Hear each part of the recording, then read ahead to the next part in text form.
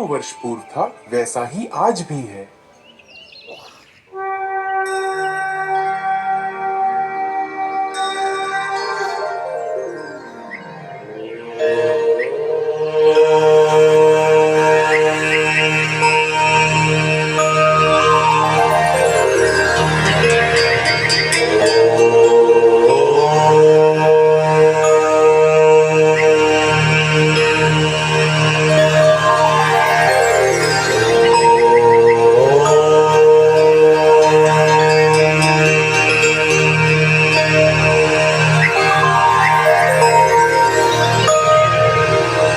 संगच्छध्वं संवदध्वं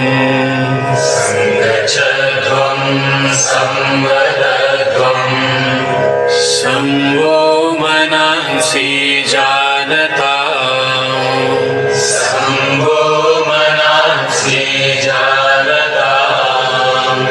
देवा भागं यथा पूर्वे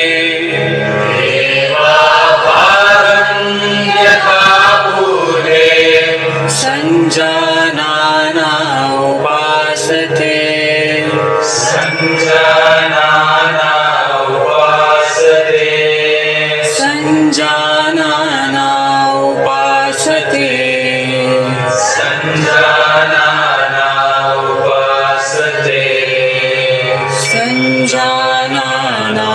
उपासते संजानाना उपासते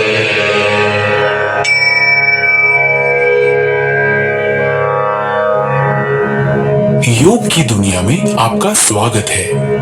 आइए अब हम योग साधना का अभ्यास चालन क्रियाओं यानी शिथिलता अभ्यासों से करते हैं, जो शरीर में सूक्ष्म रूप से रक्त संचार को बढ़ाते हैं।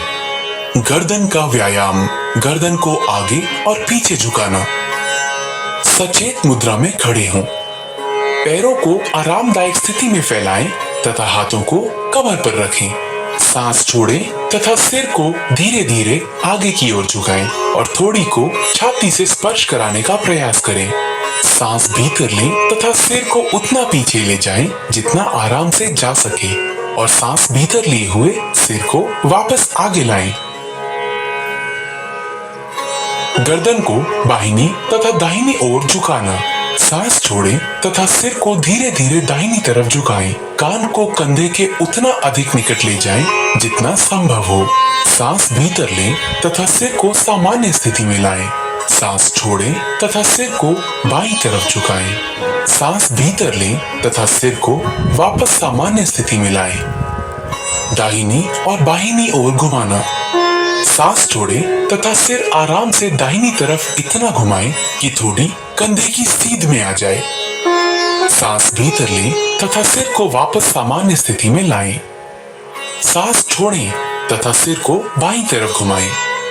सांस भीतर लें तथा सिर को वापस सामान्य स्थिति में लाएं। गर्दन को घुमाना। सिर को आगे की ओर झुकाकर थोड़ी को छाती से स्पर्श कराने का प्रयास करें। सांस भीतर लें तथा सिर को घड़ी की सुइयों की दिशा में घुमाएं। सिर नीचे की ओर जाते समय सांस छोड़ें। सिर को घड़ी की सुइयों की विपरीत दिशा में घुमाएं।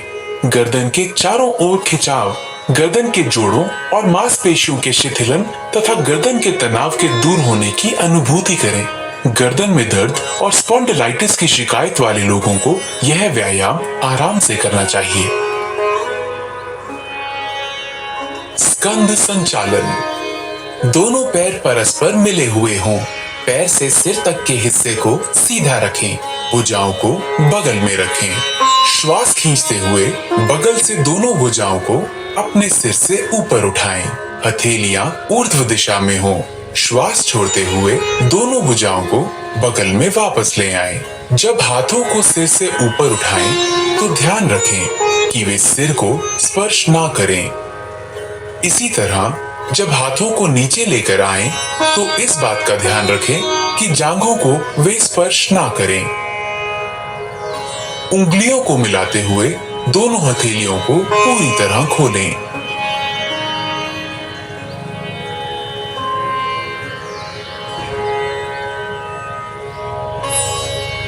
स्कंध चक्र, सीधा खड़े हो जाएं।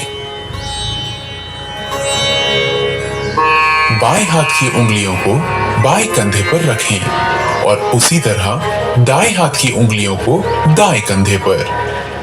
दोनों कोहनियों को पूरी तरह चक्राकार घुमाएं। आगे की ओर कोहनियों को घुमाते हुए वक्षस्थल के सामने स्पर्श कराने की कोशिश करें और जब कोहनियों को घुमाएं तो उन्हें कानों के समीप ले जाने की कोशिश करें। इसी तरह विपरीत दिशा में भुजाओं को खींचते हुए घुमाएं और कोशिश करें कि इस दौरान भुजाएं शरीर को स्पर्श करें। इस क्रिया को बाएं से दाएं अर्थात घड़ी की सुई की विपरीत दिशा में 5 बार दोहराएं। इस क्रिया के अभ्यास से हड्डियां, मांसपेशियां और स्कंध क्षेत्र की तंत्रिकाएं स्वस्थ रहती हैं। यह अभ्यास गर्दन की रीढ़ की हड्डी की अपकर्षक अर्थात सर्वाइकल स्पॉन्डिलाइटिस बीमारी को दूर करने में सहायक है। धड़ को घुमाना। पांवों को परस्पर 2 फुट की दूरी पर रखें। दोनों हाथों को छाती की ऊंचाई तक इस प्रकार उठाएं कि दोनों हथेलियां एक दूसरे के सामने हों। सांस छोड़ें। शरीर को दाहिनी तरफ इतना घुमाएं कि बाईं हथेली दाहिने कंधे को स्पर्श कर ले। सांस भीतर लेते हुए वापस लौटें। अब सांस छोड़ें। शरीर को बाईं तरफ इतना घुमाएं कि दाहिनी हथेली बाएं कंधे को स्पर्श कर ले। सांस भीतर लेते हुए वापस लौटें। पुनः दोहराएं। सांस लेते हुए धीरे धीरे करें।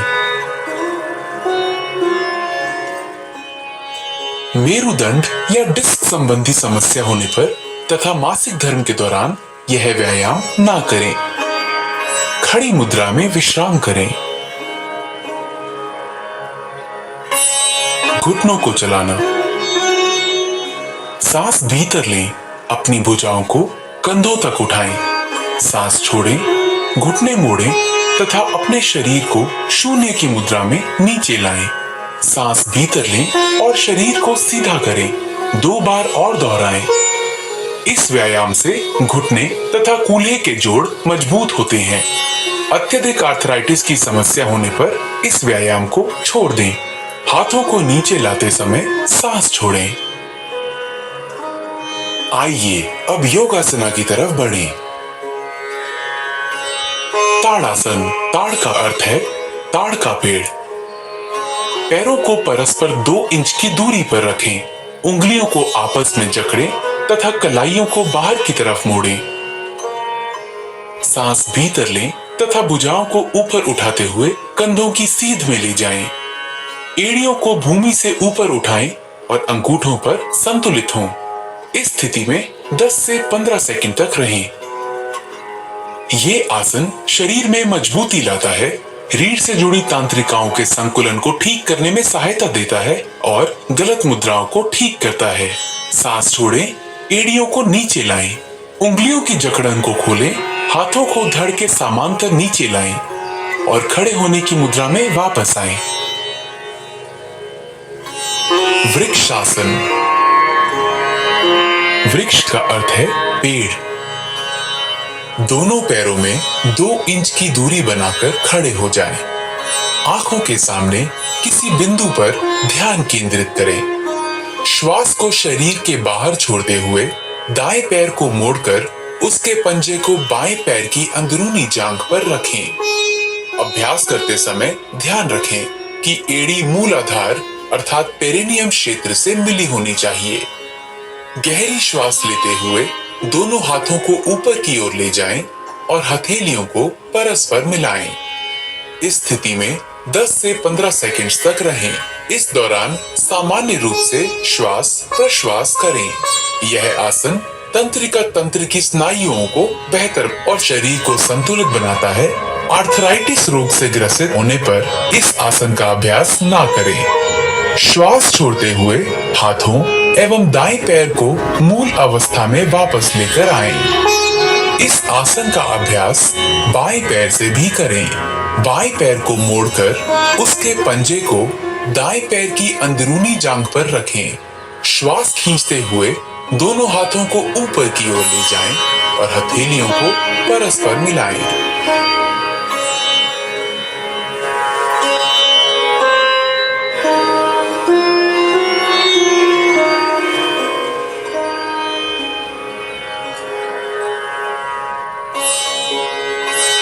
ऊर्ध्वहस्तासना। पाद का अर्थ है पैर और हस्त का अर्थ है हाथ। धीरे धीरे सांस भीतर लें और हाथों को ऊपर उठाएं। शरीर को कमर से ऊपर की ओर खींचें। सांस छोड़ें तथा आगे की तरफ तब तक झुके जब तक पूरी हथेली धरती को स्पर्श करने लगे। इस अंतिम स्थिति को 10 से 30 सेकंड तक बनाए रखें। जिन लोगों को पीठ की अकड़न की समस्या हो, उन्हें अपनी क्षमता के अनुरूप ही झुकना चाहिए। अब सांस भीतर लें, धीरे धीरे सीधी स्थिति में आए और भुजाओं को सिर के ऊपर ले जाकर खींचें। सांस छोड़ें और धीरे धीरे प्रक्रियाओं को विपरीत क्रम में करते हुए प्रारंभिक स्थिति में आए। विश्राम करें। अर्ध चक्रासन। दोनों हाथों से कमर पर सहारा दें। सांस छोड़ें, सिर को पीछे झुकाएं, गर्दन की मांसपेशियों को खींचें तथा रीढ़ के निचले हिस्से से पीछे की ओर झुकें। सामान्य सांस लेते हुए विश्राम करें। इस स्थिति में 10 से 30 सेकंड तक रहें। अर्ध चक्रासन रीढ़ को लचीला बनाता है तथा मेरु तंत्रिकाओं को मजबूती प्रदान करता है। यह सांस लेने की क्षमता को बेहतर बनाता है। सांस भीतर लें, धीरे धीरे वापस आएं तथा विश्राम करें। उच्च रक्तचाप के रोगियों को सावधानी से झुकना चाहिए। त्रिकोणासन। त्रिकोण का अर्थ है त्रिभुज। पैरों को परस्पर आरामदायक दूरी पर रखकर खड़े हों। हाथों को धीरे धीरे किनारे से तब तक उठाएं जब तक वे क्षैतिज ना हो जाएं। सांस छोड़ें, धीरे धीरे दाहिनी तरफ झुकें और दाहिने हाथ को दाहिने पैर के ठीक पीछे रखें। बाएं हाथ को दाहिने हाथ की सीध में खड़ा करें। सामान्य श्वास के साथ इस स्थिति में 10 से 30 सेकंड तक रहें। यह समतल पैर से बचाता है, पिंडलियों, जांघों तथा कमर की मांसपेशियों को मजबूती प्रदान करता है और मेरुदंड को लचीला बनाता है। सांस अंदर लेने के साथ ही धीरे धीरे वापस आएं। बाईं तरफ के लिए फिर दोहराएं। स्लिप डिस्क, साइटिका और उदर शल्य चिकित्सा के उपरांत यह आसन ना करें। अपनी शारीरिक सीमाओं से आगे ना जाएं।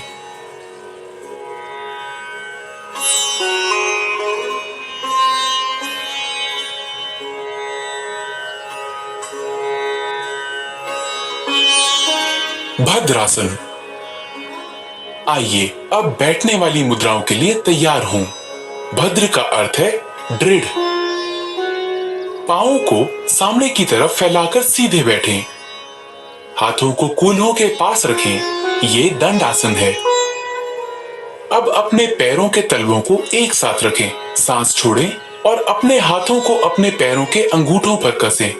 अपनी एड़ियों को जितना संभव हो उतना मूलाधार के पास लाएं। ये अंतिम स्थिति है। इस स्थिति में कुछ देर तक रहें।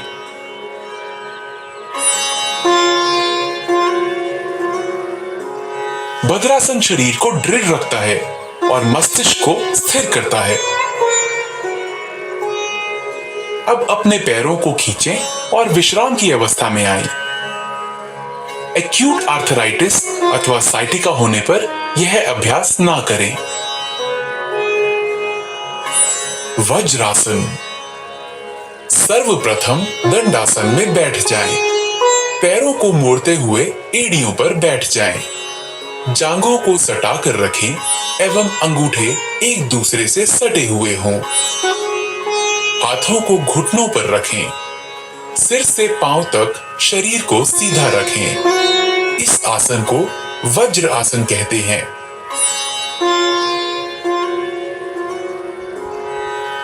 अर्ध उष्ट्रासन।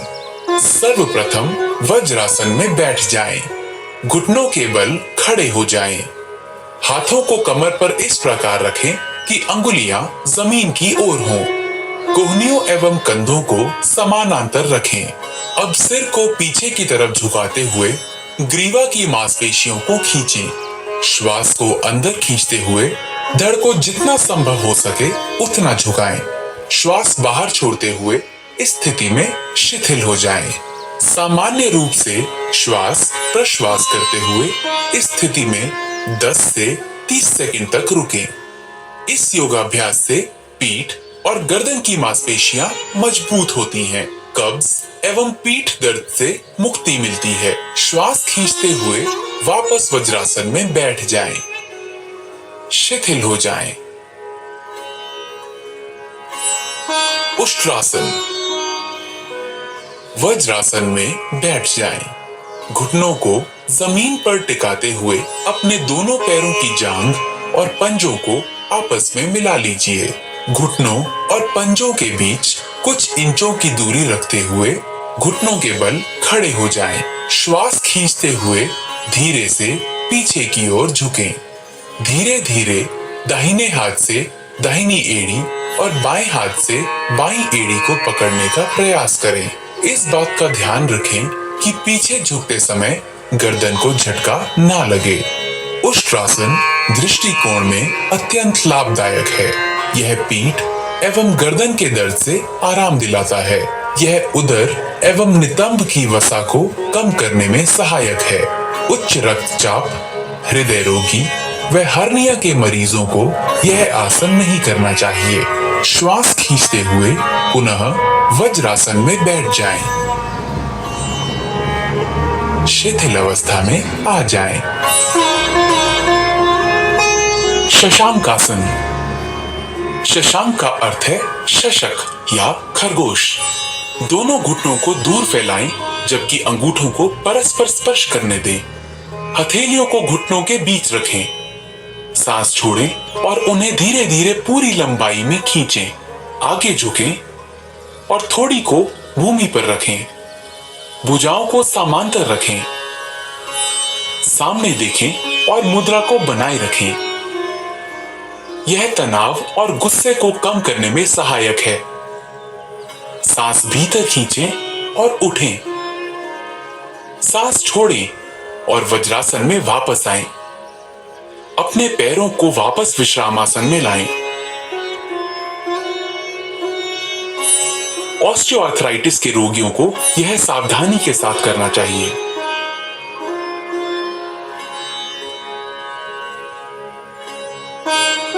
उत्तान मंडूकासन। इस आसन में शरीर की स्थिति ऊर्ध्वमुखी मेंढक जैसी हो जाती है। वज्रासन में बैठ जाएं। अंगूठों को सटाते हुए दोनों घुटनों को अधिक से अधिक फैलाएं। श्वास खींचते हुए अपने हाथों को ऊपर उठाएं। सिर के पीछे से दोनों हाथों को मोड़ें और हथेलियों को विपरीत कंधों पर रखें। अपनी पीठ और गर्दन को सीधा रखें और थोड़ी देर इसी स्थिति में बने रहें।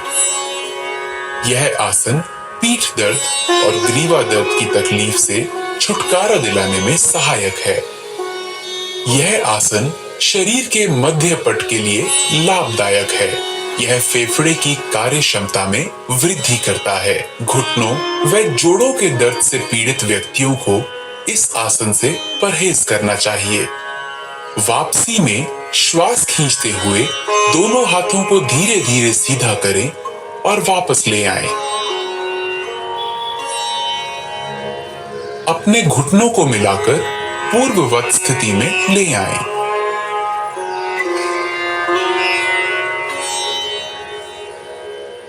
वक्रासन। वक्र का अर्थ है टेढ़ा या मुड़ा हुआ। दाहिनी टांग को मोड़ें और दाहिने पैर को बाएं घुटने के साथ रखें। बाईं भुजा को दाहिने घुटने पर लपेटें और हथेली को दाहिने पैर के पास रखें। सांस छोड़ें। शरीर तथा गर्दन को दाहिनी तरफ मोड़ें। इस मुद्रा में आराम से रहें। अपना सर पीछे घुमाएं। सांस छोड़ते हुए अपने हाथ बाहर निकालें। पैरों को सीधा फैलाएं। अब वापस आएं और विश्राम आसन में विश्राम करें। यह आसन मेरुदंड के लचीलेपन को बढ़ाता है। यह कब्ज तथा अपच दूर करने और मधुमेह के प्रबंधन में सहायक है। इसे दूसरी तरफ के लिए दोहराएं।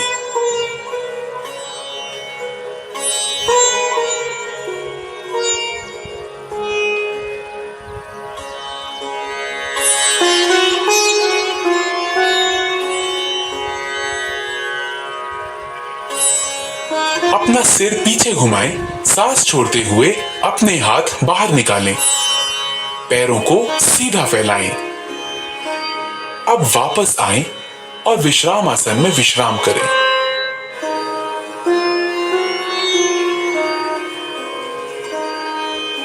मकर आसन। मकर का अर्थ है मगरमच्छ। पेट के बल इस प्रकार लेट जाएं कि टांगे एक दूसरे से दूर हों तथा पैर बाहर की ओर हों। दोनों बाहें मोड़ लें तथा दाहिने हाथ को बाएं हाथ पर रखें। अपने सिर को हाथों पर रख लें, आराम करें। यह मकर आसन है। यह आसन सभी अधोमुखी मुद्राओं में विश्राम के लिए किया जाता है। यह पीठ के निचले हिस्से को आराम पहुंचाता है। भुजंग आसन। अब अधोमुखी मुद्राओं के लिए तैयार हों। भुजंग का अर्थ है सर्प या कोबरा। पेट के बल लेट जाएं, सिर को हाथों पर रखें और शरीर को आराम से रहने दें। अब टांगों को आपस में जोड़ें और बाहों को खींचें। माथे को भूमि पर रखें। अब अपनी हथेलियों को छाती के पास रखें और कोहनियों को उठाएं।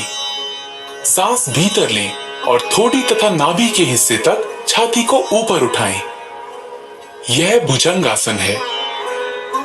यह आसन तनाव के प्रबंधन के लिए सर्वोत्तम है। यह पीठ दर्द तथा श्वास संबंधी समस्याओं से निपटने में सहायक है। सांस छोड़ें, अपने माथे को भूमि पर रहने दें तथा बाहों को खींचें। अपनी टांगे फैलाएं, हथेलियां ऊंची करें तथा अपने सर को हथेलियों पर रखें और आराम करें। शलभ आसन। शलभ का अर्थ है पतंगा या टिड्डा। पेट के बल लेट जाएं, टांगे आपस में जोड़ लें। थोड़ी को भूमि पर रखें। दोनों हाथ शरीर के किनारे ऐसे रखें कि हथेलियां ऊपर की ओर हों। सांस भीतर लें। अपनी टांगों को भूमि से उतना ऊपर उठाएं जितना आप बिना घुटनों को मोड़े हुए उठा सकें। बाहों और टांगों को इस तरह फैलाएं कि शरीर आसानी से भूमि से ऊपर उठ जाए। इस स्थिति में आराम से रहें। यह आसन साइटिका तथा पीठ के निचले हिस्से के दर्द में राहत देता है। यह कूल्हे की मांसपेशियों को आकार देता है। अब सांस छोड़ें, टांगों को नीचे भूमि की ओर ले आएं। अपनी बाहें निकालें और भूमि पर विश्राम करें। हृदय रोगियों को यह मुद्रा नहीं करनी चाहिए। सेतु बंधासन। ऊर्ध्वमुखी या पीठ के बल लेटकर की जाने वाली मुद्राओं की ओर। सेतु बंध का अर्थ है पुल बनाना। टांगों को आपस में जोड़ें, बाहों को शरीर के किनारे रखें। दोनों टांगों को घुटनों पर मोड़ें और एड़ियों को नितंबों के पास ले जाएं। दोनों एड़ियों को कसकर पकड़ें। सांस भीतर लें। धीरे धीरे नितंबों तथा धड़ को पुल बनाने के लिए उतना ऊंचा उठाएं जितना आप उठा सकते हैं। आराम से रहें। यही अंतिम मुद्रा है। यह आसन अवसाद तथा व्यग्रता से मुक्ति देता है। यह पीठ के निचले हिस्से की मांसपेशियों को मजबूत बनाता है। अब सांस छोड़ें। धीरे धीरे मूल स्थिति में आएं और विश्राम करें। पीठ के बल लेट जाएं। कृपया ध्यान रखें, गर्भावस्था के बाद की तिमाहियों वाली महिलाएं इस आसन का प्रयोग ना करें। उत्तान पादासन। इस आसन में पीठ के बल लेटकर पैरों को ऊपर उठाया जाता है। इसी कारण इस आसन का नामकरण उत्तान पाद आसन हुआ है। जमीन पर आराम से पीठ के बल लेट जाएं। पैरों की स्थिति सीधी हो और हाथों को बगल में रखें। श्वास लेते हुए घुटनों को बिना मोड़े धीरे धीरे अपने दोनों पैरों को ऊपर उठाएं और 30 डिग्री का कोण बनाएं। सामान्य रूप से श्वास प्रश्वास करते हुए इस अवस्था में कुछ देर बने रहें। श्वास छोड़ते हुए धीरे धीरे अपने दोनों पैरों को नीचे लाएं और जमीन पर रखें। यह आसन नाभि केंद्र अर्थात नाभि मणि चक्र में संतुलन स्थापित करता है। अर्ध हल आसन। इस आसन में शरीर की स्थिति खेतों की जुताई करने वाले भारतीय हल की अर्ध आकृति जैसी हो जाती है। इसी कारण इसका नाम हल आसन पड़ा है। पीठ के बल लेट जाएं। दोनों हाथ जांघों के बगल में रखें और हथेलियां जमीन पर टिका दें। घुटनों को बिना मोड़े अपने पैरों को धीरे धीरे ऊपर उठाएं। सर्वप्रथम अपने पैरों को 30 डिग्री तक उठाएं। तत्पश्चात 60 डिग्री का कोण बनाएं। अब धीरे धीरे पैरों को 90 डिग्री के कोण की स्थिति में ले आएं।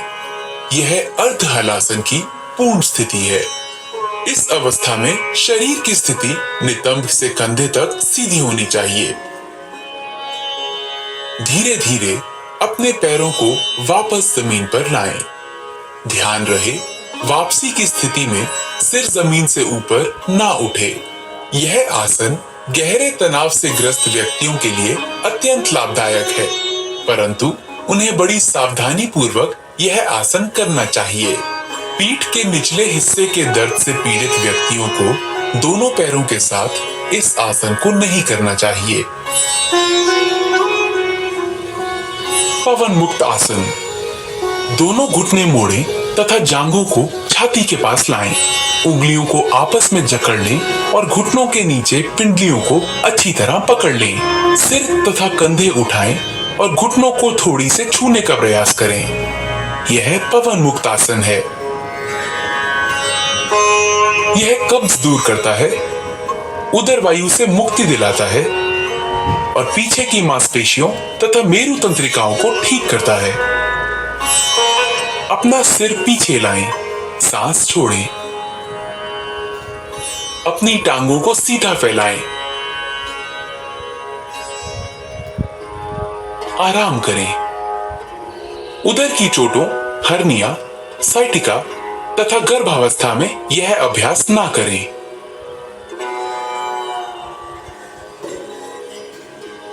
शवासन। शव का अर्थ है मृत शरीर। यह आसन संपूर्ण विश्राम के लिए किया जाता है। अपनी भुजाओं और टांगों को फैलाकर आराम से पीठ के बल लेट जाएं। हथेलियां ऊपर की ओर हों। आंखें बंद कर लें। पूरे शरीर को जागृत भाव से विश्राम दें। प्राकृतिक श्वास से परिचित हों।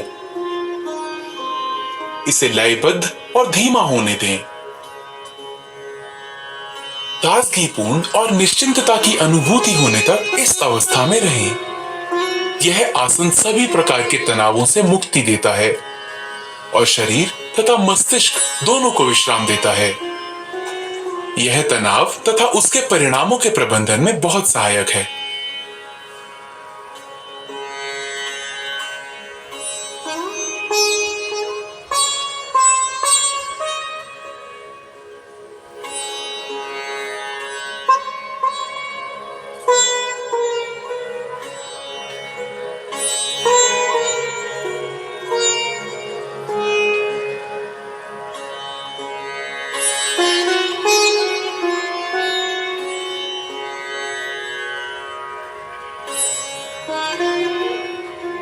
कपालभाति। यह मस्तिष्क के अग्रभाग के श्वसन केंद्रों को उत्तेजित करता है। ध्यान की किसी भी मुद्रा में बैठ जाएं। आंखें बंद करें और पूरे शरीर को विश्राम दें। गहरी सांस भीतर लें, सीना फुलाएं। सांस को उदर की मांसपेशियों के बलशाली संकुचन से बाहर निकालें। शांत रूप से सांस भीतर लेना और सक्रिय रूप से बाहर निकालना जारी रखें।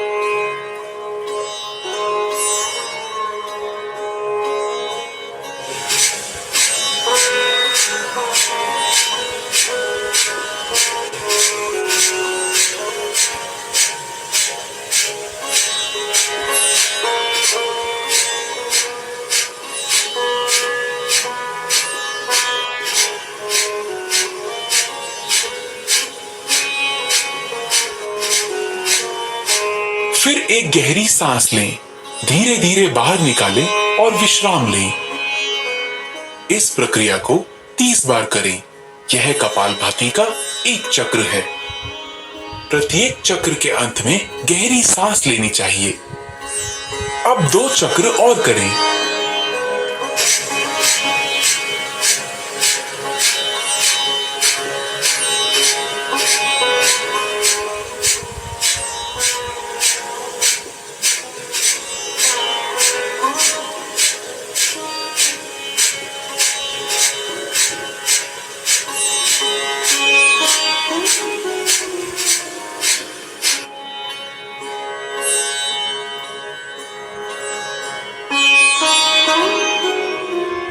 कपालभाति सामने की वायु नलिकाओं को स्वच्छ करता है। इससे कफ संबंधी समस्याओं के निदान में सहायता मिलती है। यह ठंड, राइनाइटिस, साइनोसाइटिस, अस्थमा तथा श्वास संबंधी रोगों के उपचार में सहायक है।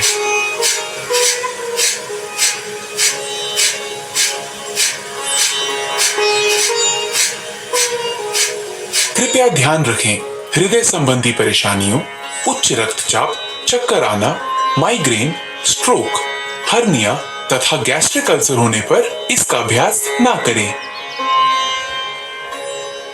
प्राणायाम, नाड़ी शोधन या अनुलोम विलोम प्राणायाम। क्रमशः बाएं तथा दाएं नासिका छिद्रों से सांस लेना है। ध्यान की मुद्रा में बैठ जाएं। मेरुदंड सीधा रखें, सिर ऊंचा तथा आंखें बंद हों।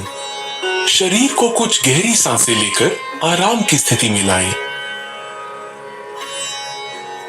बाईं हथेली को बाएं घुटने पर ज्ञान मुद्रा में रखें। दायां हाथ नासाग्र मुद्रा में होना चाहिए। दाएं अंगूठे को दाहिने नासिका छिद्र पर रखें। बाएं नासिका छिद्र से श्वास अंदर लें, फिर इसे बंद कर लें। दाहिने नासिका छिद्र से श्वास बाहर निकालें। अगली बार दाहिने नासिका छिद्र से सांस भीतर लें।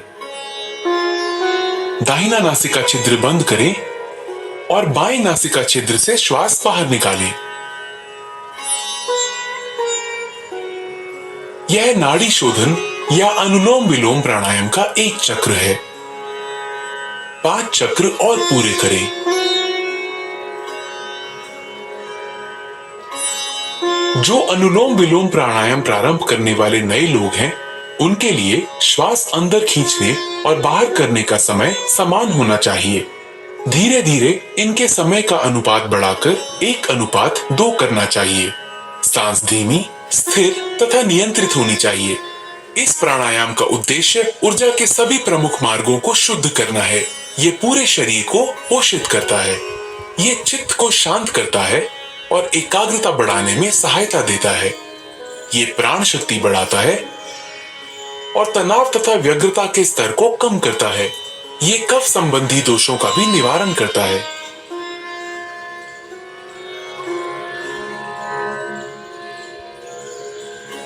शीतली प्राणायाम। शीत का अर्थ है ठंडा।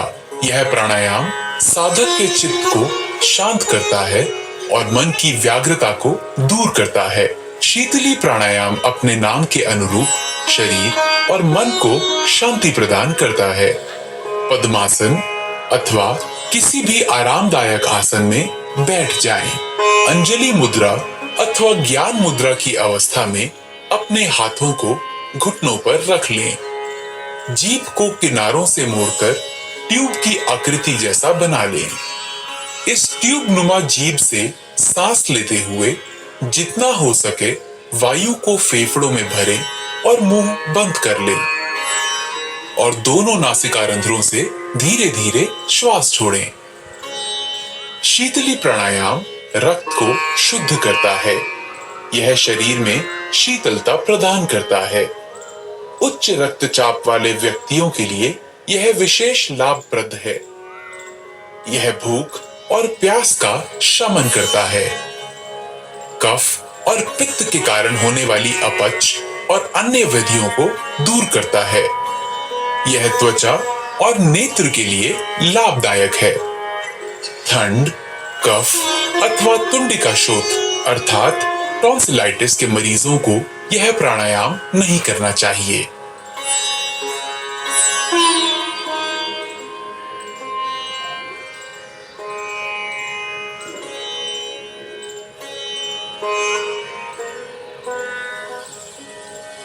भ्रामरी प्राणायाम।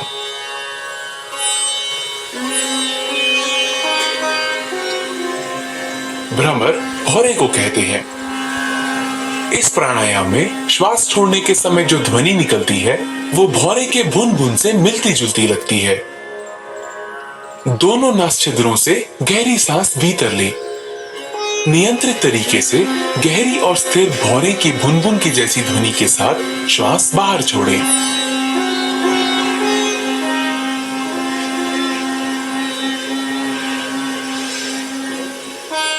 यह भ्रामरी प्राणायाम का एक चक्र है।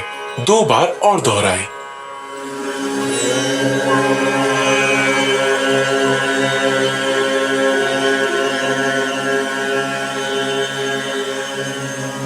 ये अनिद्रा की अच्छी दवा है। इसे तनाव संबंधी विकारों को दूर करने में बहुत कारगर पाया गया है।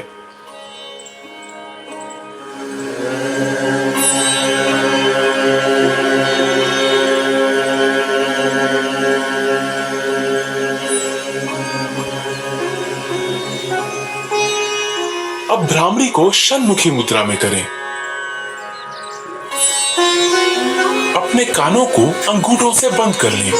अब तर्जनी को अपनी आंख पर, मध्यमा को नासापुटों पर तथा अनामिका और कनिष्ठिका उंगलियों को अपने होठों पर रखें। अपनी नाक खोलें और दोनों छिद्रों से श्वास भीतर लें। नियंत्रित गति से धीरे धीरे भौरे की बुनबुन सी आवाज करते हुए श्वास छोड़ें।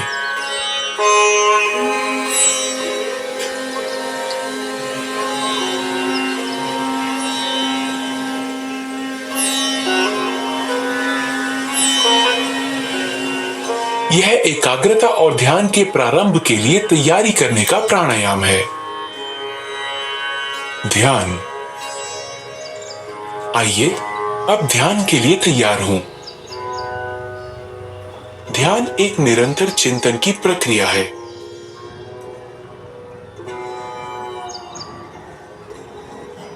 ध्यान की किसी भी मुद्रा में बैठें। अपने मेरुदंड को आरामदायक स्थिति में सीधा रखें। ज्ञान मुद्रा ग्रहण करें। अपनी हथेलियों को जांघों पर ऊपर की तरफ को रखें। भुजाएं और कंधे ढीले और आराम की स्थिति में होने चाहिए। अपनी आंखें बंद कर लें और चेहरे को हल्का सा ऊपर उठाकर बैठ जाएं। आपको एकाग्र होने की आवश्यकता नहीं है, वरन केवल अपनी दोनों भौहों के बीच हल्का ध्यान दें और अपनी सांसों के प्रति जागरूक हों।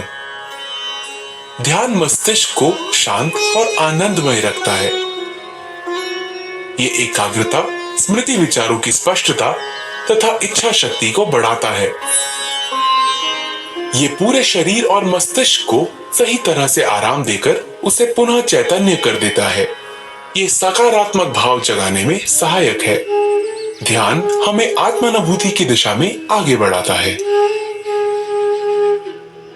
ध्यान की स्थिति में बने रहें।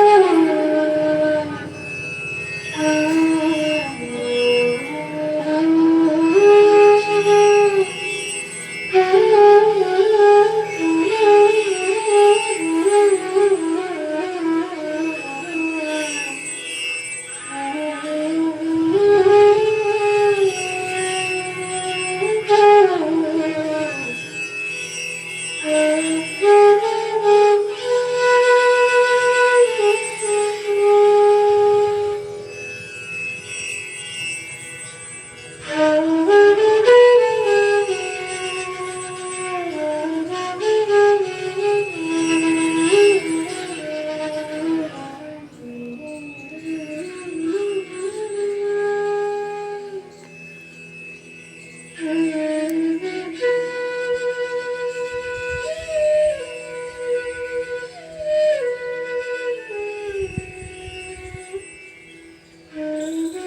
स्वयं को एक स्वस्थ, शांति प्रिय, आनंद पूर्ण एवं प्रेम पूर्ण मानव बनाने का संकल्प लेता हूँ।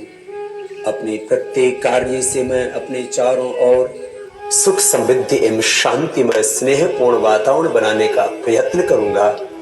मैं अहम एवं अज्ञान केंद्रित जीवन के स्थान पर योगमय व विवेकपूर्ण जीवन जीते हुए विश्व बंधुत्व एवं एकत्व के भाव के साथ पूरे विश्व को स्वयं में समाहित करने का पूर्ण पुरुषार्थ करूंगा। मैं वसुधैव कुटुंबकम एवं सह अस्तित्व के सिद्धांत के प्रति पूर्ण आस्था रखते हुए सबके प्रति कृतज्ञ भाव से आत्मत व्यवहार व आचरण करूंगा। मैं यहाँ उपस्थित हर व्यक्ति से एकात्म होने का संकल्प लेता हूँ।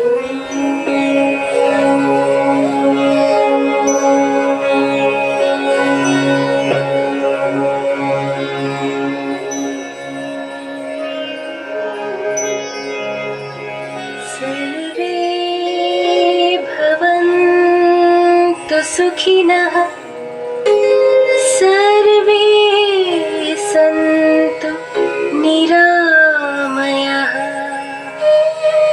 सर्वे भद्राणि पश्यन्तु मा कश्चित् दुःखभाग् भवेत् मा कश्चित् दुःखभाग् भवेत्। ॐ शान्ति शान्ति।